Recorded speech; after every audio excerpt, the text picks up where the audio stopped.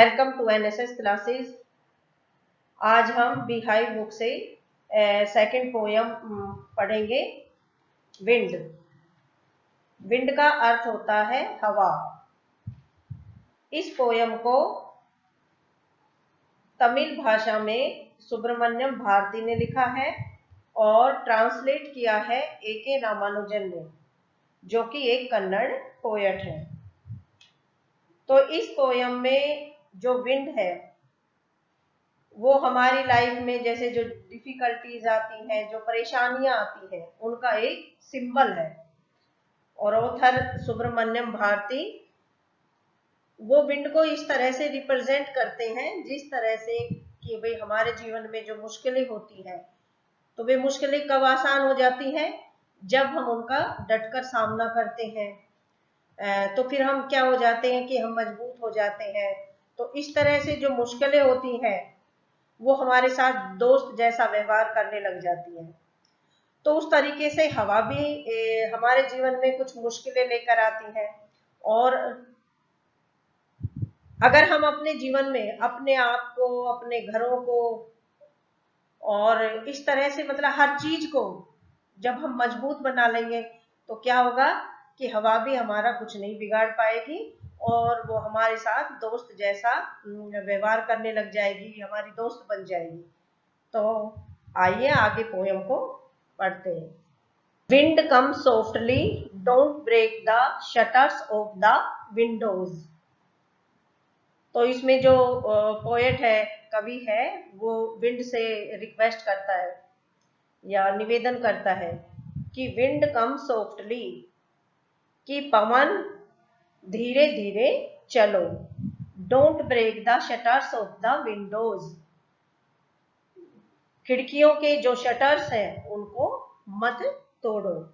Don't scatter the papers, कागजों को मत बिखेरो। स्कैटर होता है बिखेरना। Don't throw down the books on the shelf, और सेल्फ होती है अलमारी या ताक। तो ताक पर रखी जो पुस्तकें हैं उनको नीचे मत गिराओ। There look what you did, you threw them all down.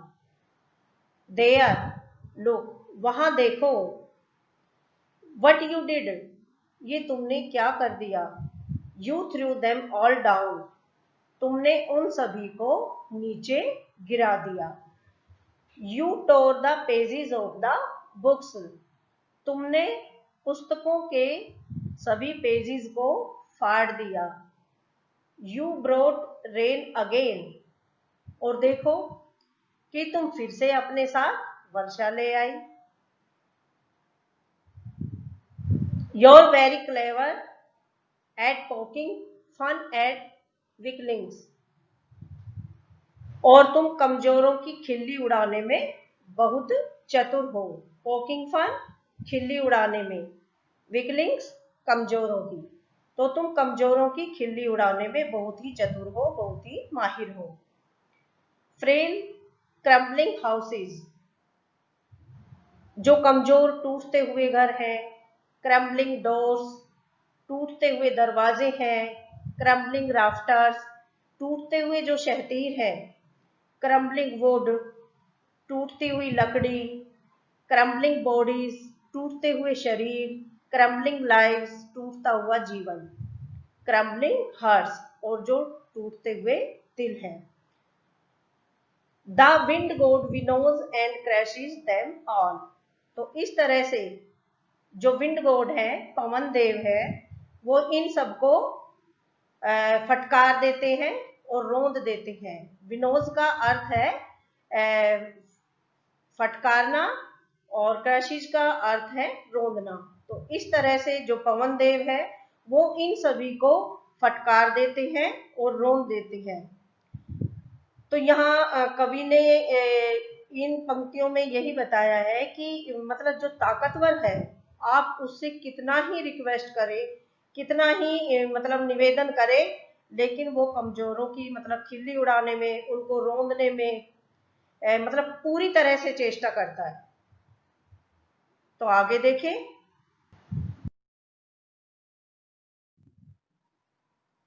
he won't do what you tell him।